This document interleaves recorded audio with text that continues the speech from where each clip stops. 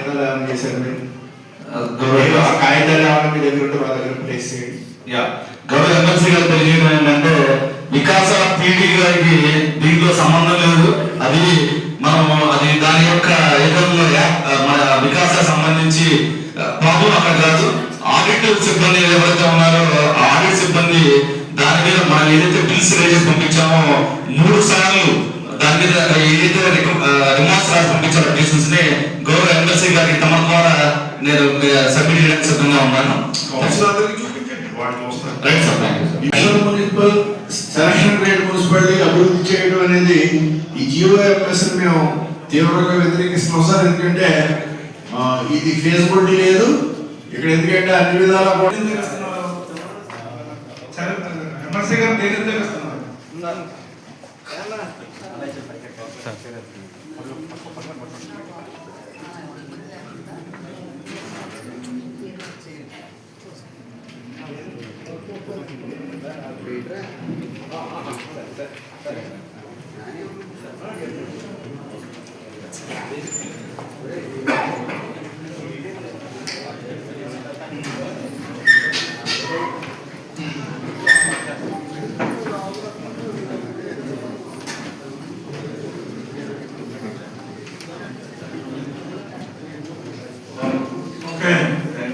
ఇప్పుడు ఎమ్మెల్సీ చెప్పింది వ్యతిరేకిస్తున్నారు. దీన్ని ఎలా ఏం చేస్తున్నారు?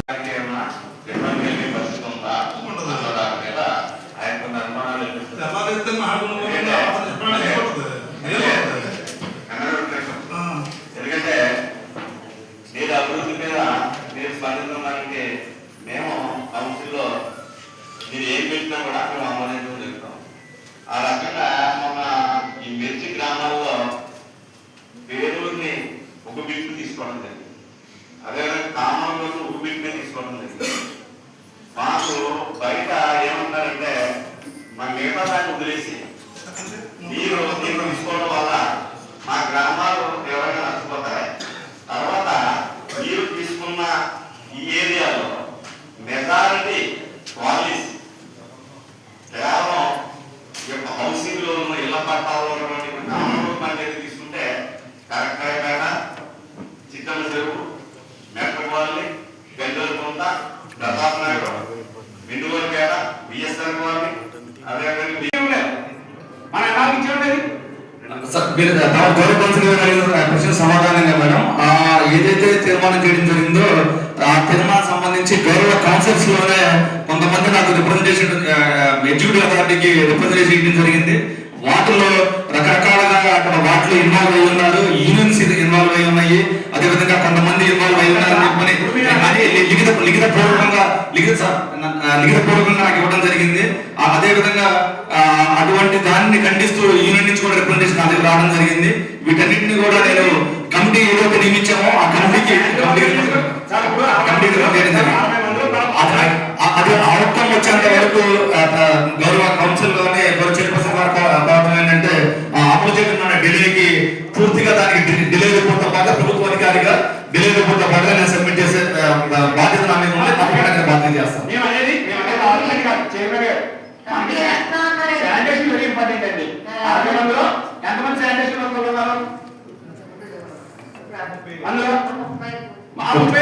ముందు మనం అలాగే మనం డైలీ రోజువారీ కార్యక్రమంగా మనం తీసుకున్నాం. మనం ఏ అబ్జెక్షన్స్ వచ్చినా ఇంకో విషయంలో వచ్చినా మనకి ఆ ఇబ్బందులు ఉంటే కొని మనం ఎంత కావాలంటే అంత రిక్వైర్మెంట్ డిపెండ్ అపాన్ ఆదాయము 22 కోట్ల రూపాయలు మీరే అంచనా ఆదాయం చూపించారు. 11 కోట్లు మీరే వసూలు చేశారు. 8 కోట్లు దాటితే సెలక్షన్ రేట్ అవ్వటం వల్ల మన మున్సిపాలిటీ పై స్థాయికి వెళ్ళి అదనం గ్రాంట్లు వస్తాయి. ఇది వాస్తవము. ఇందులో ఏ రాజకీయము లేదు. ఇది మీకు కావాలి చెప్పండి.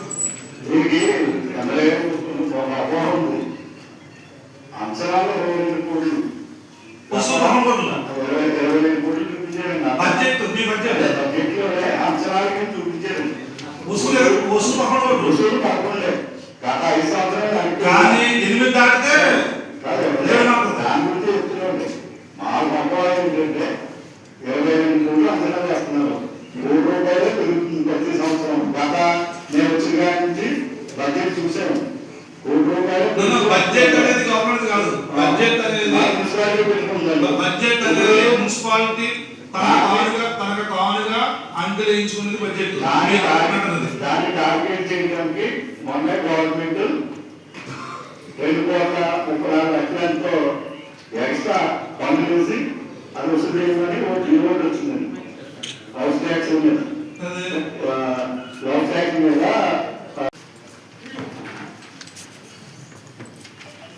గౌరవమైనటువంటి ఎమ్మెల్సీ గారికి, అదేవిధంగా గౌరవమైనటువంటి నమస్కారాలు. ఈరోజు గౌరవ ఎమ్మెల్సీ గారు బిఫోర్ లాస్ట్ చేసినటువంటి తీర్మానం గురించి అడగడం జరుగుతుంది మేడం. సో ఆ వర్కర్స్ ఎవరైతే ఉన్నారో ఆ వర్కర్స్ గురించి దాన్ని ఎవరిని తీసుకోవాలి, ఎట్లా తీసుకోవాలని చెప్పని నిబంధనల ప్రకారమే మనము ఒక కమిటీ అనేది వేయడం జరిగింది. ఆ కమిటీ యొక్క రికమెండేషన్స్ అన్నది ఇంకా పూర్తిగా ఆ కమిటీ ఇతరత్ర కారణాలు, ఆ కారణాలలో ఫైనాన్షియల్ ఇర్రెగ్యులారిటీస్ ఉన్నాయని చెప్పని జరిగిన దాంట్లో గతంలో జరిగిన రిక్రూట్మెంట్స్ ఏదైతే ఉన్నాయో వాళ్ళు తీసుకున్న క్రమంలో ఫైనాన్షియల్ ఇర్రెగ్యులారిటీస్ ఉన్నాయి అన్న కారణము ఒక కారణం అయితే, మరొక కారణము దాంట్లో గవర్నమెంట్ దగ్గర నుంచే జీవో తీసుకొస్తామని గౌరవ ఎమ్మెల్యే గారు చెప్పడం జరిగింది. దాన్ని తెలుగు చేస్తా కూడా గవర్నమెంట్ కి రాయడం కూడా జరిగింది. గౌరవ ఎమ్మెల్యే గారు ఇచ్చిన లెటర్ కూడా మన గౌరవ మినిస్టర్ గారు ఇచ్చినట్టు లెటర్ అవి కూడా ఉన్నాయి. ఈ పండుగ దాన్ని ప్రాపర్ గా పూర్తిగా మన పర్మిషన్స్ తో పాటు తీసుకొస్తామని చెప్పని చెప్పడం జరిగింది. ఆ యొక్క కారణం చేత మాత్రమే ఇది ఒక ఏదైతే ఉందో మళ్ళీ అదే విధంగా మళ్ళీ వికాసాలు కాబట్టి మళ్ళీ టీఎల్ఎఫ్ కాబట్టి మరొక రీతిలో దాన్ని ఆ విధంగా ముందుకు తీసుకెళ్లకుండా దాని ఆపడానికి కూడా ముఖ్య కారణం అని సవినయంగా గౌరవ ఎమ్మెల్సీ గారికి తెలియజేయడం. అమ్మా 1,45,00,000 రూపాయలు మనం వసూలు చేయడం జరిగింది. అంటే 2001లో మన గ్రేటర్ నగర్ మున్సిపాలిటీ ఎప్పుడో 2023లోనే ఇది సెక్షన్ గ్రేడ్కి వెళ్ళాల్సిన అవసరం ఉంది. అప్పుడు అక్కడ ఏ ఇతర కారణాల వల్ల మరి ఎందుకు చేయలేదు, కానీ ఆ విధంగా చేస్తున్నట్టయితే కనుక మన గ్రాంట్స్ ముఖ్యంగా ఈ అప్గ్రేడేషన్ అన్నది దేనికి అంటే అడ్మినిస్ట్రేషన్ పరంగా పూర్తిగా కమిషనర్ గారు ఉంటే డిప్యూటీ కమిషనర్ గారు, అడిషనల్ కమిషనర్ గారు రావడం జరిగింది. అదేవిధంగా అసిస్టెంట్ కమిషనర్ రావడం జరుగుతుంది. పూర్తిగా అడ్మినిస్ట్రేషన్ కి ఎక్కువ మంది శానిటేషన్ స్టాఫ్ ని ఎక్కువ మందిని మనం తీసుకోవడం జరుగుతుంది. ఇవన్నీ లాభదాయకాలు. దీంట్లో మన 15 ఫైనాన్స్ కమిషన్ గ్రాంట్స్ చూసుకుంటే మనకి 1 కోటి చేంజ్ ఉంది. అదే మన కలెక్షన్ గ్రేడ్ లో ఉన్నట్టయితే కనుక అది 5 కోటి చేంజ్కి వెళ్ళాల్సిన అవసరం ఉంది. ఎగ్జిక్యూటివ్ అథారిటీకి పవర్ ఇక్కడ ₹1,00,000 ఉంది మనకి ఆ చేయడానికి, దీంట్లో మన సీట్లు చేసుకోవడానికి. అదే ఈ సెలక్షన్ గ్రేడ్ అయితే కనుక ₹8,00,000 వరకు మనం దీన్ని ఎగ్జిక్యూటివ్ అథారిటీ చేయడానికి అవకాశం ఉంది. తర్వాత ఈ పబ్లిక్ హెల్త్ ఎవరైతే ఉన్నారో మన మున్సిపాలిటీకి వచ్చి కూర్చోవడం జరుగుతుంది. సో ఇన్ని లాభాలు ఉన్నాయి దాంట్లో. రోడ్స్ సంబంధించిన గ్రాంట్స్ కానీ, తర్వాత స్వచ్ఛాంధ్రకు సంబంధించిన గ్రాంట్స్ కానీ, స్వచ్ఛ సర్వేక్షణ సంబంధించిన నిధులు కానీ, ఇవి అమృత్ 2.0 సంబంధించిన నిధులు కానీ, ఇవన్నీ కూడా దీంట్లో ఈ విధంగా కనుక సెలక్షన్ గ్రేడ్ అయితే ఎక్కువ పర్సెంటేజ్ మనకి సెలక్షన్ గ్రేడ్ కి కేటాయించడం జరుగుతుంది. సో ఇంత లాభం ఉన్నటువంటి సెలక్షన్ గ్రేడ్ ని మరి అంతకుముందు అది కూడా కేవలం జనాభా ప్రాతిపదికన కాదు, ఇది కేవలం మన యాన్యువల్ ఇన్కమ్ మీద ప్రాతిపదికన. ఒక వారం రోజుల్లో దీన్ని డిస్కస్ చేసి ఒక నిర్ణయం తీసుకున్నాం. ఇప్పుడు ఎమ్మెల్సీ గారు మీరేం కాదు, 70 మీరు చెప్తారు, ఒకటి ఆయన చెప్తారు. ఇది ఆయన చెప్పించారు సార్. గౌరవ కౌన్సిల్ వారు తెలియజేయడం ఏంటంటే దీంట్లో జనాభా కాన్సెప్టే కాదు, ఓన్లీ దీని వరకే. సరే అలాగే చెప్తాను. ఇప్పుడు నాకు వచ్చే నష్టం లేదు, పర్సనల్ గా నాకు వచ్చే నష్టం, ఈ శస్త్రక్రియ అవడం వల్ల పర్సనల్ నాకు వచ్చే నష్టం లేదు, కానీ పబ్లిక్ వచ్చే లాభం పోతుంది. ఇది కావాలంటే మీరు స్టడీ చేసుకోండి. అలాగే మున్సిపాలిటీ విలీనం కూడా చెప్తున్నాను. మున్సిపాలిటీ విస్తరించి కార్పొరేషన్ స్థాయికి వెళ్ళి 50 వార్డులకు వెళ్ళి కేంద్రం నుంచి వచ్చే నిధులు రావాలి అనుకుంటే వద్ద మీరు ఎక్కడ డిసైడ్ చేసినారు. అక్కడ వద్దు, ఈ మున్సిపాలిటీ ఎక్కడికి ఇంతే ఉంటే చాలు, ఈ 40,000 ఓట్లు ఉంటే చాలు, ఈ గ్రామాలే చాలు, ఇది గ్రామం కలకవద్దు అన్నా కూడా చెప్తున్నాం.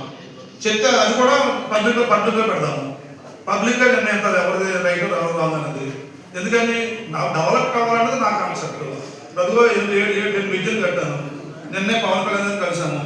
ఇంకొక 6-7 విద్యుత్ త్వరలో వచ్చే సమ్మర్కి 7 విద్యుత్ తీసుకొస్తున్నాము. అమలాపురం ట్రాఫిక్ లేకుండా చేయబోతున్నాము. మీ అందరూ అర్థం చేసుకోండి. ఇది కాకుండా 6 అడుగులు 5 కోట్లు అడిగాను. మున్సిపల్ మన ఓరిగేసి 5 కోట్లు అడిగాను. ఆ రెండు వస్తే ఇటు పక్క విద్యుత్ కూడా అయిపోతాయి. ఇది కాకుండా మంత్రి గారిని నేను వెళ్ళినప్పుడు నారాయణ గారిని కలిసి 2 కోట్లు అడిగాను. ఆయన 2 కోట్లు ఇచ్చారు. ఇప్పుడు ఆ 2 కోట్లతో తెచ్చి ఆయనతో శంకుస్థాపన చేపిస్తాము. నల్లొంతున ఎర్రొంతున అవతల పక్క రోడ్డు ఏదైనా దాన్ని బీటీ రోడ్డుగా మార్చడానికి శంకుస్థాపన చేయించబోతున్నాము. అభివృద్ధికి మాత్రమే నేను ప్రాముఖ్యత ఇస్తున్నాను. ఇందులో ఎలాంటి రాజకీయాలు లేవు. మున్సిపాలిటీ విస్తరించకుండా ఎప్పటికీ కార్పొరేషన్ అవ్వదు. అది మీరే నాకు చెప్పండి డిస్కస్ చేసి. ఏదైతే ఆన్ ది స్పాట్ మా దృష్టికి వస్తుందో వాటిని 24 గంటల్లో రిమూవ్ చేసుకునే షోకాజ్ ఇచ్చి వాటి మీద యాక్షన్ తీసుకోవడం ఎక్కడ చేస్తారు సార్? మీకు మీ కమిషనర్ గారు మీనా గారు ఫోటోలు తీసి ఇమీడియట్ యాక్షన్ తీసుకోవడానికి కూడా చెప్పన్నారు కదా. మీరు టౌన్ ప్లానింగ్ డిపార్ట్మెంట్ వాళ్ళు మీకు ఎప్పుడైనా రిపోర్ట్ చేశారు ఇట్ల మీద? సో అధికారిక అక్కడ నుంచి నేను ఒకసారి టీవీలో కాదు, ఇప్పుడు టౌన్ ప్లానింగ్ డిపార్ట్మెంట్ వాళ్ళు ఈ బిల్డింగ్స్ మీద మీకు రిపోర్ట్ టౌన్ ప్లానింగ్ కి సంబంధించి అనధికార నోటీసులు ఇచ్చి చార్జ్ షీట్ ఫైల్ చేసి సుమారుగా 2 కోట్ల పైబడి మనకి వాళ్ళ ఫైన్లు విధించే విధంగా వాళ్ళు మనకి నోటీస్ సబ్మిట్ జరిగింది. ఇది ఎక్కడ ఈ అమలాపురం మున్సిపాలిటీ తప్పితే మిగతా వాటిలో నేను వేరే మున్సిపాలిటీ తక్కువ చెప్పను కానీ మన దగ్గర మాత్రం సిఓపి మీరు ఇప్పుడు కావాలన్నా కూడా గౌరవ చైర్పర్సన్ ద్వారా మనకి అది వాస్తవం కాదు. మీరు అమలాపురంలో మెయిన్ రోడ్లో సుబ్బారావు గుడి పక్కనే అక్కడ మలబార్ గోల్డ్ రోడ్డు కట్టడానికి బిల్డింగ్ కట్టారు. మీ వాళ్ళు ఎప్పుడైనా ఇన్స్పెక్షన్ వెళ్ళారా? మీరు ఎప్పుడైనా వెళ్ళారా ఇన్స్పెక్షన్? అసలు డీవియేషన్స్ ఏమన్నాయి అక్కడ? ఎందుకు రోడ్లు కట్టారు? మీరు పర్మిషన్ ఇచ్చారు? ఇలాంటి అమలాపురంలో 21 టౌన్లో అసలు వాటి మీద ఏమేషన్ సార్ ఒక స్పెసిఫిక్ ఇష్యూ అనేది చెప్తాను. నా దృష్టి తీసుకురావడం జరిగింది. మలబార్ గోల్డ్ అని తప్పకుండా ఆ భవనాన్ని కూడా విజిట్ చేయడం జరుగుతుంది. చెప్పడం కాదు సార్ వాటికి కమిషనర్ గారు చెప్పారు సార్ మీరు ఫోటోలు పెట్టి ఇమీడియట్ గా యాక్షన్ తీసుకున్నారు. నాకు చెప్పమన్నారు ఆయన. 31 ఆగస్టు 2025 లోపల ఏదైతే బిల్డింగ్ కట్టి ఉన్నారో వాటి అన్నిటికీ పీపీఎస్ పథకం తీసుకొచ్చి గవర్నమెంట్ అధికారికంగానే బిల్డింగ్ నేను నేషనల్ హైవే కట్టేసుకుంటాను. మీరు పీపీఎస్ ఇచ్చేస్తారా? అట్లాగా సార్. ఇది పీపీఎస్ అన్నది కేవలము బిల్డింగ్ యొక్క డివిజన్స్ ఏదైతే ఉన్నాయో పర్మిసిబుల్ డివిజన్స్ ఏదైతే ఉన్నాయో వాటికి కన్నా ఎక్కువ డివిజన్స్ ఉన్న వాటికి మాత్రమే, అది కూడా 31 లోపల ఉన్న వాటికి మాత్రమే పే చేయడం జరిగింది. తమ అడుగుతున్న మలబార్ వాళ్ళకి మేము నోటీస్ ఇష్యూ చేసాం. చార్జీలు కూడా ఫైల్ చేయడం జరిగింది. అది కూడా కాపీ మీకు ఇవ్వడం. Thank you sir. మనం వాళ్ళని ప్రకటించడం అనేది తీర్మానం ద్వారా చేసాం. అదేవిధంగా కూడా వాళ్ళకి ఎంతమందిని తీసుకోవాలి, వాళ్ళకి జీతం ఎంతవరకు ఇవ్వాలి అనేది మనం ఒక తీర్మానం చేసాం. ఆ తీర్మానం మరి ఇంప్లిమెంట్ చేయలేదు. దీనివల్ల నేను ఒకసారి సార్ ఇప్పుడు గౌరవ కౌన్సిలర్ గారికి గౌరవ చైర్పర్సన్ గారు తెలియజేయడం ఏంటంటే మొదటి అంశం సంబంధించి అదే దానికి సంబంధించి గౌరవ ఎమ్మెల్సీ గారు అడిగిన దానికి వికాస గురించి అడిగారండి. వికాస పీడీ గారి గురించి చెప్పారు. దాని గురించి మీరు క్లారిఫికేషన్ చెప్పారు. మేము అన్ని అడిగారు. ఇప్పుడు మాకు ముఖ్యంగా మాకు శానిటేషన్ చాలా ఇబ్బంది పడుతున్నాం అన్ని వాటిలో. ఎందుకంటే ఇది వస్తున్నంత లాభం పెరిగిపోతుంది. ఎక్కడ కనీసం శానిటేషన్ వర్క్ అయినా ముందు మనం తీసుకోవడానికి తీర్మానం జీతాలు రోజులతో సహా మనం తీర్మానం చేసాం కదండి. గౌరవ కౌన్సిల్ తీర్మానం ఏదైతే ఉందో చేసిన తీర్మానము అది ఆ తీర్మానంలో అమలుపరచడంలో డిలే అన్నది ఆల్రెడీ చెప్పడం జరిగింది సార్. ఎందుకు డిలే అవుతుందని చెప్పినది గౌరవ ఎమ్మెల్సీ గారు ఇదే సార్. గౌరవ మళ్ళీ రిపీటెడ్ గౌరవ చైర్పర్సన్ గారికి మళ్ళీ ప్రశ్నలు మళ్ళీ రిపీటెడ్ గా అంటే 60 మందిని తీసుకోమని చెప్పాం. 76 మందిని మనం తీసేసాం. తీసేసిన దాంట్లో 15 మందిని మనం ఎందుకు తీసేసాం? గవర్నమెంట్ పెన్షన్ తీసుకున్నారు ప్లస్ వాళ్ళు ఊళ్ళో లేని వాళ్ళు అని 15 మందిని మనం తాత్కాలికంగా పక్కన పెట్టాం. మిగిలిన 60 మందిని తీసుకోమని ఒక ప్రపోజల్ పెట్టేటప్పుడే మన సబ్జెక్ట్ పెట్టేటప్పుడే మీరు కౌన్సిల్ కి ఏ అధికారి అయితే తయారు చేశారో ఆ సెక్షన్ ఎవరు చెప్పండి. ఎలా ప్రపోజ్ చేశారు? ఎలా మనం ఆడిట్ అబ్జెక్షన్ వచ్చింది సార్. మీరు వాళ్ళకి వికాసాల శాలరీస్ ఇవ్వడానికి ఆడిట్ అబ్జెక్షన్ వచ్చింది అని మీరు చెప్పారు. కౌన్సిల్ నుంచి తీసుకొచ్చారు. తీసుకొచ్చిన వెంటనే వాటిని మనం నిర్విధాలు చేయడం జరిగింది. ఆ విధంగా తీసుకోవడం మీకు ప్రాబ్లం అవుతుంది, మన డిపార్ట్మెంట్ కి శాలరీస్ ఇచ్చే ఇబ్బంది అవుతుందని చెప్పేసి మనం అక్కడ యాప్ చేసాం. కానీ ఇప్పుడు 60 మందిని తీసుకోవడానికి ఒక శాంక్షన్, 60 మందిని తీసుకున్న తర్వాత మనం శాలరీస్ ఏ విధంగా మనం కూడా ఆ శాలరీ ఎంత ఎన్ని రోజులకి అని కూడా ఇచ్చాం. మనం సమస్య అయింది ఇక్కడ శాలరీస్ అన్నది ఆడిట్ డిపార్ట్మెంట్ ఇటువంటి పరిస్థితులు, అది కూడా ఆడిట్ డిపార్ట్మెంట్ కూడా ప్రభుత్వం ఒక భాగమే సార్. వాళ్ళు ఎటువంటి పరిస్థితులు ఒప్పుకోలేదు, అది ఇర్రెగ్యులర్ హైలీ ఇర్రెగ్యులర్ అని చెప్పి చెప్పడం జరిగింది. దానివల్ల మనం తాత్కాలిక కావడం జరిగింది. తమను చెప్పిన విధంగా మనం అతి త్వరగా మనం తీసుకొచ్చే ఏర్పాటు అనేది తప్పకుండా చేయడం జరుగుతుంది సార్. ఇప్పుడు ఆడిట్ డిపార్ట్మెంట్ లో వాళ్ళు హైయర్ అథారిటీస్ కొన్నారు కదా, వాళ్ళ దగ్గర తీసుకెళ్ళవచ్చు కదా మీరు ఈ విషయాలన్నీ కూడా. వీటి ఫైనల్ కాదు కదా. ఆడిట్ డిపార్ట్మెంట్ లో ఇక్కడ మనకి ఏఓ గారు ఉంటారు. ఏఓ గారు లిఖిత పూర్వకంగా రాసిన అబ్జెక్షన్స్ ని నేను డైరెక్ట్ గారి దృష్టికి తీసుకెళ్లాను. కన్ఫర్మేషన్ చేసుకున్న తర్వాత కౌన్సిల్ ద్వారా వాళ్ళ మీద తాత్కాలికంగా అవ్వడం జరిగింది. సరే, మీరు వాళ్ళని ఆపినందుకు మాకు నోటీస్ ఇమీడియట్ గా ఇస్తే we will go to the court of law. That's all. Okay sir, thank you. You should not remove anybody. ఇప్పుడు వాళ్ళు ఏజ్ అయిపోయిన వాళ్ళు లేకపోతే డిఫాల్టర్స్ లేకపోతే సీనియర్ సిటిజన్స్ ఉంటే మేము అబ్జెక్ట్ చేయం, కానీ otherwise you should not remove anybody and we will go to the extent of supreme court also. There is guidelines and some norms are there to remove a worker from the services. How it is possible? I can't decide. As MLC, I can't competent to decide all these things. There are superior authorities. You are not doing all the things you are allotted. ఇప్పుడు వేళ అక్రమ నిర్మాణాలు ఉన్న టౌన్లో మీ కళ్ళ ఎదురుకుండా వాళ్ళు బోర్డుని కట్టేసుకుంటే మీరు ఎవరు ఒక్కదాన్ని తీసుకోగలిగిన చర్య చెప్పండి సార్. గౌరవ ఎమ్మెల్సీ గారికి అన్ని కావాలి కానీ గౌరవ ఎమ్మెల్సీ గారికి మొట్టమొదటిగా చెప్పిన ఇదంటే వాళ్ళని రిమూవ్ చేసే అధికారం అన్నది రాజ్యాంగం మన ప్రభుత్వ పరంగా ఎగ్జిక్యూటివ్ అథారిటీకి లేదని చెప్పి తెలియజేయడం జరిగింది. లేదు సార్, తప్పకుండా రిమూవ్ చేసే అధికారం ఉంది. బట్ మీరు అడిగిన విధంగా వాళ్ళకి షోకాజ్ నోటీసులో లేకపోతే మనం ఆ నోటీసులు ఇచ్చి తీయాల్సిన అవసరం ఉంది. ఇక్కడ మీకు మళ్ళీ తమరి సంవత్సరానికి మళ్ళీ చెప్పడం ఏంటంటే వాళ్ళని కంప్లీట్ గా టెర్మినేట్ సర్వీసెస్ చేయడం జరగలేదు. వాళ్ళని ఆడిట్ నిబంధనల ప్రకారం వాళ్ళని మనం ఆపడం జరిగింది. సో వాళ్ళకి మనం ఎటువంటి షోకాజ్ నోటీస్ కానీ ఎటువంటి ఇవ్వలేదు. అధికారిగా ప్రభుత్వ అధికారిగా ఎగ్జిక్యూటివ్ అథారిటీగా ప్రభుత్వ ఆదేశాలను అమలుపరిచే దిశగా, అదేవిధంగా తమ గౌరవ కౌన్సిల్ యొక్క ఆదేశాలను అమలుపరిచే దిశగా నేను దాని యాక్షన్ అధికారులు నాకైతే మిగిలిన వాళ్ళు ఎంతకాలంలో తీసుకోగలరు మీరు? మాకు ఎందుకంటే వర్క్ సఫర్ అవుతుంది కదా ఇక్కడ సార్. ఇక్కడ శానిటరీ లేదు, డ్రైనేజ్ బాగాలేదు. అమలాపురం ఉమ్మడి జిల్లాలో ఉన్నాయి. ఉమ్మడి జిల్లాలో ఉన్న ఈ నగరాల్లో కాకినాడ అనే గ్రామాలను కలుపుకుంటూ కార్పొరేషన్ స్థాయికి వెళ్ళి కేంద్రం నుంచి 100 కోట్లు గ్రాంట్ వచ్చే స్థాయికి వెళ్ళింది. రాజమండ్రి అనే గ్రామాలను కలుపుకొని 100 కోట్లు వచ్చే స్థాయికి వెళ్ళింది. అమలాపురం ఏ గ్రామం విలీనం చేయకుండా పకడ్బందీగా మీ అందరూ రక్షణ కాపాడుతున్నారు. దానివల్ల ఇంకో 100 ఏళ్ళైనా ఈ మున్సిపాలిటీ ఇంతే ఉంటుంది. ఇది ఎప్పటికీ కార్పొరేషన్ అవ్వదు. దీనికి ఎప్పటి నుంచి కేంద్రం ఇలాగే ఉండిపోతే ఎప్పటికీ కేంద్ర గ్రాంట్లు రాదు. జనరల్ ఫండ్ మీద డిపెండ్ అయ్యే ఇది అభివృద్ధి చెందాలా. జనరల్ ఫండ్ మీద అభివృద్ధి చెందడం ఎంతవరకు ఉంటుందో మీ అందరికీ అనుభవం ఉంది. ఈవేళ మీరు చెప్పినట్టుగా కామన్ గరువు ఎందుకని హైవే తీసుకున్నాము? హైవేకి ఒక బార్డర్గా ఉంది కాబట్టి హైవేకి పక్క కనీసం అంతవరకు వెళ్తే బెటర్ అని తీసుకున్నాము. కొంకాపల్లి వైజంక్షన్ అవతల వరకు తీసుకున్నాము. ఎందుకని అవతల నుంచి ఆ పంచాయతీ వేరే ఉంటుంది, బార్డర్ అక్కడ ఒక డ్రైన్ బార్డర్గా ఉందని తీసుకున్నాము. ఈదరపల్లి పంచాయతీ ఆల్మోస్ట్ పట్టణంలోనే ఉంది, బస్ స్టాండ్ కూడా పంచాయతీలోనే ఉంది. మన ఇతర వంతుల వరకు ఉన్న అసెట్స్ అన్ని పంచాయతీలోనే ఉన్నాయి. కానీ అది ఈక్వల్ టు మున్సిపాలిటీ. ఎసెన్షియల్గా ఉన్నది మాత్రమే తీసుకున్నాము. ఒకటేనండి, 1,00,000 జనాభా దాటితే వచ్చే ప్రయోజనాలు చాలా ఉన్నాయి. 1,00,000 లోపు ఉంటే వచ్చే ప్రయోజనాలు చాలా కోల్పోతున్నాం మనము. ఇప్పుడు ఈ 3 కలుపుకుంటే జనాభా 1,00,000కి చేరొచ్చు. ఇప్పుడు 60-70 వేలు ఉంది.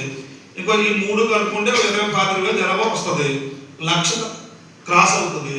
1,00,000 క్రాస్ అయితే ప్రత్యేక గ్రాంట్లు రాష్ట్ర వ్యాప్తంగా 1,00,000 మున్సిపాలిటీలకు వచ్చే గ్రాంట్లు ఇప్పుడు వస్తున్నాయి. ఇప్పుడు సపోజ్ త్వరలోనే మన మున్సిపాలిటీకి ఒక 20 నుంచి 30 కోట్ల గ్రాంట్ రాబోతుంది. దేని మీద ఆధారపడి రాబోతుంది? అది కేవలం 50,000 నుంచి 1,00,000 జనాభా ఉన్న మున్సిపాలిటీకి ఇచ్చే గ్రాంట్ మనకు వస్తుంది. 1,00,000 దాటిన మున్సిపాలిటీకి 100 కోట్ల గ్రాంట్ వస్తుంది, 50 కోట్ల గ్రాంట్ వస్తున్నాయి మిగిలినట్లకి. అది ఇంకా మనం ఎలిజిబిలిటీ పొందలేదు. ఇదే వెర్షన్తో ఇంటి పనులు ఖాళీగా ఉన్నాయని పన్నేస్తారని, ఇంటి పనులు ఎక్కువ వేస్తారని, ఎప్పటికీ ఈ మున్సిపాలిటీ విస్తరించుకుని ఇలాగా ఉంచుకుంటే ఎప్పటికీ మీరు కాదు కదా మీ పిల్లలు కూడా దీన్ని కార్పొరేషన్గా చూడలేదు. దీని డెవలప్మెంట్ కూడా రేంజ్ కూడా రాదు. ఇప్పుడు మీరే చెప్పండి, విస్తరించకుండా అభివృద్ధి చెందకుండా మున్సిపాలిటీని ఆపుతున్నారా? లేకపోతే మున్సిపాలిటీ విస్తరించి కార్పొరేషన్ స్థాయికి వెళ్ళి కేంద్రం నుంచి 100 కోట్ల రూపాయలు రావాలనుకున్నారా? చెప్పండి, మీరే చెప్పండి. ఒక జీవో చేసి మంచిదే సార్. ఆ ఉద్దేశంతో ఉండాలి.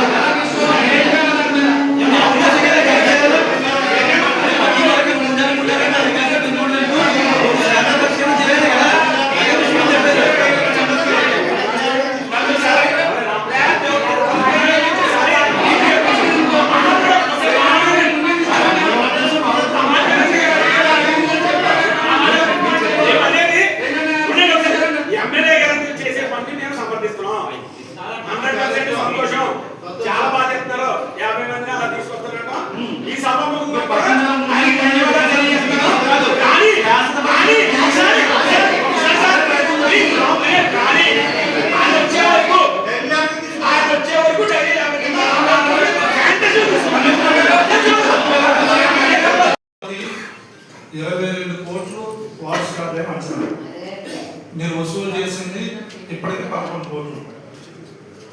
ఈ మున్సిపాలిటీ అనేది గ్రేడింగ్ లో మారేది పొలిటికల్ నిర్ణయంగా కాదు. మున్సిపాలిటీ గ్రేడింగ్ మారేది ఆదాయం మీద మారుతుంది. 8 కోట్లు దాటితే ఈ స్పెషల్ గ్రేడ్ అవుతుంది. దానివల్ల దేశవ్యాప్తంగా ఉండే స్పెషల్ గ్రేడ్ మున్సిపాలిటీకి కేంద్రం ఇచ్చే ఫండ్స్ వస్తాయి. దీనివల్ల అదనంగా ట్యాక్సులు కానీ అదనంగా జనాభా కానీ సంబంధం లేదు. ఇది మీరు అబ్జెక్షన్ చేస్తే మున్సిపాలిటీ అభివృద్ధి ఆపడం తప్ప ఇది ఎవరికి లాభం వచ్చేది కాదు, కేవలం మున్సిపాలిటీ లాభం వచ్చేది. మరి ఇప్పటికే 5 సంవత్సరాలు ఇది మీకు ఎలా అర్థమైంది నాకు తెలియదు. 15% 30% పెంచుకుంటూ పోతున్నారు కదండి 5 సంవత్సరాలు. దీనివల్ల ఇది కేవలం ఆదాయం మీద ఇచ్చే గ్రేడ్. ఆదాయం అమలాపురం మున్సిపాలిటీకి ఆదాయం లేదు. 11 కోట్లు 8 కోట్లు దాటితే రాష్ట్ర వ్యాప్తంగా 8 కోట్లు దాటిన ప్రతి మున్సిపాలిటీ స్పెషల్ సబ్సిడీ గ్రేడ్ అయిపోయింది. ప్రతి మున్సిపాలిటీ కాదు, రాష్ట్రంలో ఉన్న 150 మున్సిపాలిటీలో 8 కోట్లు దాటిన మున్సిపాలిటీ ఆటోమేటిక్గా సబ్సిడీ గ్రేడ్ అవుతుంది. మనది 11 కోట్లు వసూలు చేసేది 20 కోట్లు బడ్జెట్ మనది. అలాంటప్పుడు మనం దీన్ని ఆపుకుంటే అది మనకు నష్టం కానీ ఎవరికో ప్రభుత్వానికో ఎవరికో నష్టం కాదు. ఇప్పుడు మీకు 20 మంది రావచ్చు కదా, మెజార్టీ ఉంది కాబట్టి. కానీ ఇంకో సభకు ఆమోదిస్తుంది. కానీ మీరు చేసే పని వాస్తవం కాదు, మీరు తెలుసుకుంటే ఎక్కడ నచ్చదు. ఇప్పుడున్న పరిస్థితుల్లో ప్రజలకి ఏమీ సేవ చేయట్లేదు మన మున్సిపాలిటీ. వాళ్ళు రోడ్లు వేయటం లేకపోతే కాంట్రాక్టులు పైసలు ఇప్పించడం తప్ప మధ్య సంకరెట్టింది. ప్రజలకి సేవ చేసేది లేదు. సర్వీ మాస్టర్ ఓన్లీ, నాట్ మాస్. అసలు డ్రైనేజ్ వ్యవస్థ లేదు, దోమలు చాపట్లేదు, కనీసం ఫాగింగ్ లేదు, ఏమీ లేదు. ఏమీ లేకుండా ఊరే కూర్చోవడం, ఇక్కడ మా చేత సంతకాలు ఇచ్చుకోవడం, ₹1 కాంట్రాక్టులు ఇచ్చుకోవడం, ఇది పని.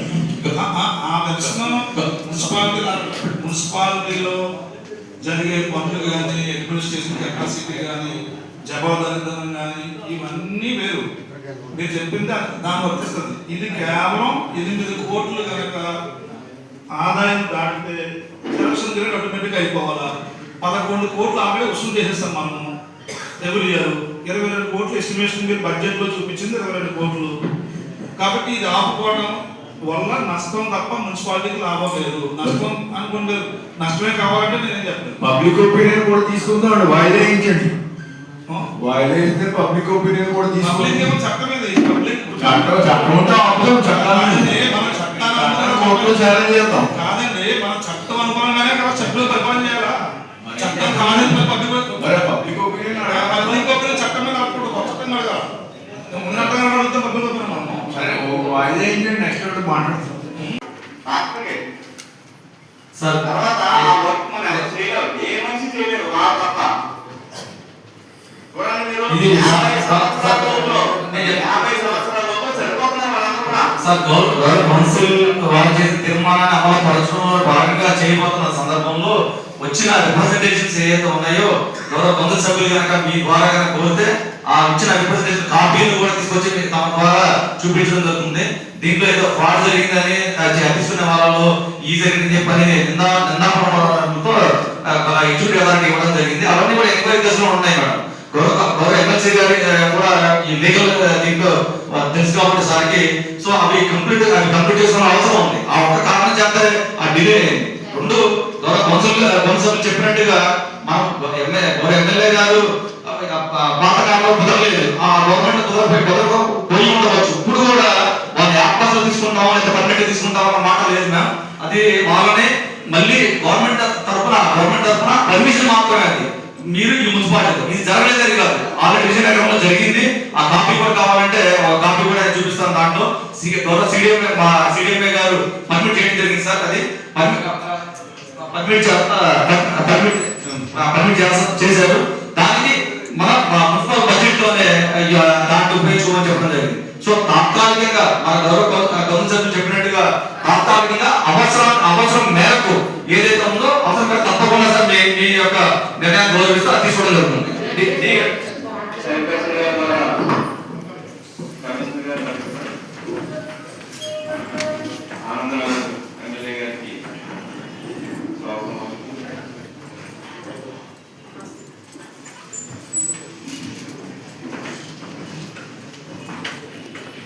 అనేది ఉంటే మీరు ప్రతి 3 నెలలకి సభలో పెట్టి జీతం ఇచ్చే పరిస్థితి ఉండదు. ఆర్డర్ అనేది ఉంటే ఆడిట్ అబ్జెక్షన్స్ ఉండవు. ఆర్డర్ లేకుండానే 76 మందిని పెట్టారు కాబట్టి ఆడిట్ అబ్జెక్షన్ వచ్చి కమిషనర్కి సమాధానం చెప్పమంటున్నారు. ఇప్పుడు అది ఆర్డర్ ఇవ్వమని అడిగారు మంత్రి గారిని. ఆయన ఫైల్ కూడా సబ్మిట్ చేశాను మొన్న వెళ్ళినప్పుడు. ఆయన ఈ వారంలో 10 రోజుల్లోనే ఆర్డర్ ఇస్తారు. ఇచ్చిన తర్వాత అందరితో కూర్చొని ఎవరిని ఏకపక్షంగా పొలిటికల్గా అలాగే ఉండదు. ఎవరు నిజంగా నీడి ఉన్నారో, ఎవరు ఫుల్ టైం పనిచేశారో, ఎవరు ఆబ్సెంట్ అయ్యారో, ఎవరు ఎక్కడతారో అవన్నీ చూసుకునే చేస్తాం తప్ప ఏకపక్షంగా ఏమి వన్ సైడ్ ఏమి చేయము. అందుకని అందులో కూడా క్లారిటీ ఇది. దాని మీద కూర్చోవాలా, ఎందుకు కూర్చోవాలంటే దాని మీద కూడా ఆరోపణలు ఉన్నాయి, రాతపూర్వక ఫిర్యాదులు ఉన్నాయి దాని మీద. అది ప్రశ్న ఆనంద్. ఎందుకంటే ఆరోపణలు ఉన్నా ఆల్రెడీ 17-15 నుంచి పనిచేస్తున్నప్పుడు దేనికి పనిచేయడు. కనీసం శాస్త్రీ ఉద్యోగం ప్రశాంతంగా బతికిలే కానీ చేయండి. ఎవరు రిటైర్ అయిపోయినండి సీనియర్ సిటిజన్ మనం అలాగా ఎంకరేజ్ చేయము. ఎందుకంటే వాళ్ళకి ఆల్టర్నేట్ లేదు, ఫ్యామిలీస్తో ఉన్నారు వాళ్ళందరూ. తినడానికి తిండి కూడా లేని పరిస్థితి వచ్చేస్తుంది. ఎందుకంటే ఎవరు దాచుకుని కూడా ఎవరు ఇందులో చేత ఇప్పుడు వరకు వాడి పాత వాళ్ళని కంటిన్యూ చేసేసి అప్పుడు తర్వాత కొత్తగా వచ్చి వాళ్ళందరినీ మీ స్టోరీ చెప్తుంది. ఓకే, ఖచ్చితంగా నేను చెప్పింది పరిశీలన చేద్దాము. నేను మళ్ళీ చెప్తున్నాను మీకు, బిట్టిగా కొంచెంగా మున్సిపాలిటీలో గ్రామాలు విలీనం చేసుకుంటూ ముందుకెళ్తేనే మాత్రమే కార్పొరేషన్ అవుతుంది. 100 కోట్ల నిధులు వస్తాయి. లేకపోతే మండపంలో మనం ఖర్చు పెట్టుకుని ఉంటుంది.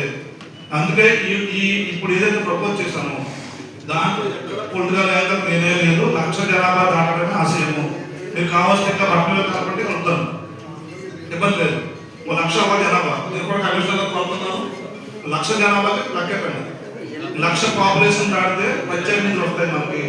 1,00,000 వరకు మీరు ఇంకా దగ్గర ఏమున్నాయి చూడండి పాకెట్స్, అవన్నీ చేయండి. నేను కూడా చెప్తున్నాను, కేవలం ఇది మున్సిపాలిటీ స్థాయి పెంచి డబ్బులు తేడా తప్ప మనకు రాజకీయ నష్టం ఏమీ లేదు. ఎక్కడున్నా